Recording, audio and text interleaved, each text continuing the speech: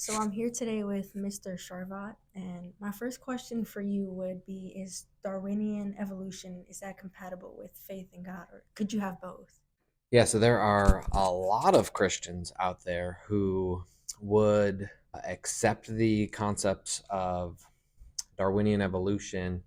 Maybe they would believe in theistic evolution, or maybe some sort of flavor of accepting what science has to say and what the Bible has to say. Now, are there some serious issues with that? I think so.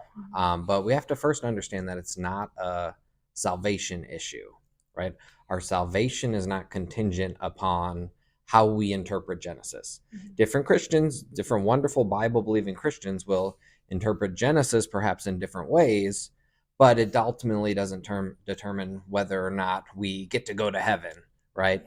Scripture says if we confess with our mouth that Jesus is Lord and believe in our heart that God raised him from the dead, we will be saved, right? It's not if you confess with your mouth that Jesus is Lord and believe that Jesus rose from the dead and hold to a particular view of origins, then and only then can you be saved. Yeah. Now, with that being said, I don't think it's just kind of a side issue, an irrelevant issue. I think there are some serious problems with trying to fit Darwinian evolution into Scripture, Mhm. having to do with things like the clear meaning or the perspicuity of Scripture. Like, does God really mean what He says in the Bible? Can we understand what He means? There's some issues having to do with death before sin. So, if death is a consequence of sin, well, that's conflicting with Darwinian evolution because Darwinian evolution uses death as a mechanism for gradual improvement. Yeah. So there are some serious concerns there from my viewpoint with accepting Darwinian evolution, trying to fit it in